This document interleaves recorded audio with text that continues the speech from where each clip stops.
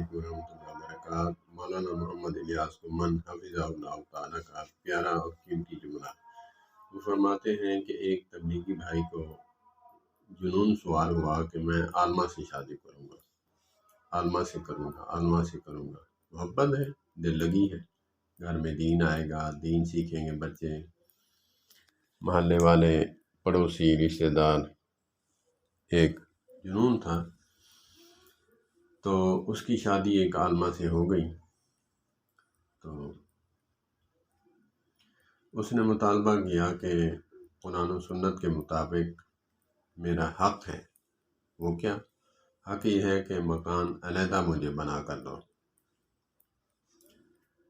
اس نے بہت سمجھایا، اس نے کہا کہ بات یہ ہے کہ جانو، تجھے میں لایا ہوں تاکہ میرے بچے، ماں باپ، بھتیجے،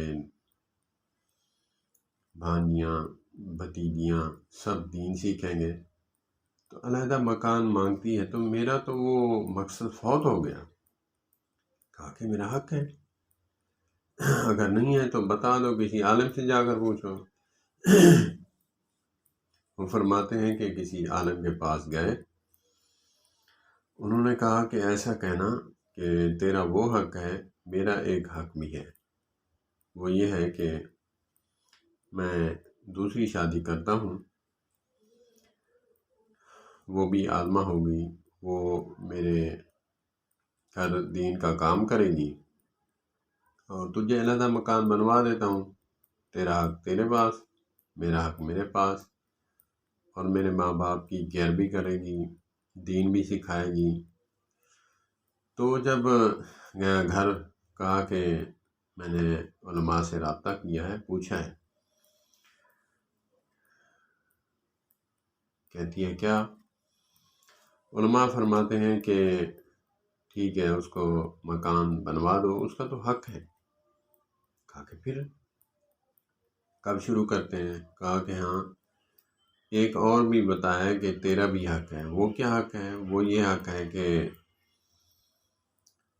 میں دوسری شادی کرتا ہوں، قرآن و سنت کے مطابق 4 شادیاں بندہ کر سکتا ہے، دوسری شادی کرتا ہوں گھر میں دین سکھانے کے لیے، میرے ماں باپ کی کیئر کرنے کے لیے، اور تجھے اپنا مکان علیحدہ بنوا کر وہاں پہ رکھتا ہوں۔ میرا حق پورا ہوا اور تیرا حق بھی پورا ہوا۔ کہا کہ میں اپنے حق سے دستبردار ہو جاؤں تو؟ کہا کہ میں بھی نہیں کروں گا شادی، میرا تو مقصد ہی یہی ہے۔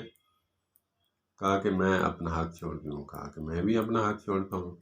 مولانا محمد الیاس گمن حفظہ اللہ تعالیٰ فرماتے ہیں کہ جب بات کہیں نہ بنے تو وہاں منطق چلتی ہے۔ ایک چٹکلا میں دینے لگا ہوں، میں اکثر کہا کرتا ہوں کہ ایک کتا دعا سے جاتا ہے، دعا پڑھو، دوسرا باولا کتا ہوتا ہے، ڈنڈا بھی مارو اور دعا بھی پڑھو۔ تو ایک اور مثال ہے کہ 4 کتاباں عرشو لتیاں، 5واں لتھا دگا، 4 کتاباں کچھ نہ کیتا، سیدھا کیتا دگا۔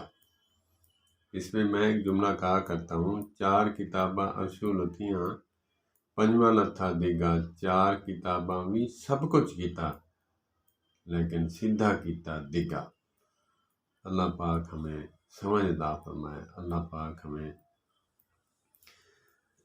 جیسے اپنا حق ہم مانگنے کے لیے ہاتھ دراز کرتے ہیں، اسی طرح حق دینے کے لیے بھی ہاتھ دراز کریں۔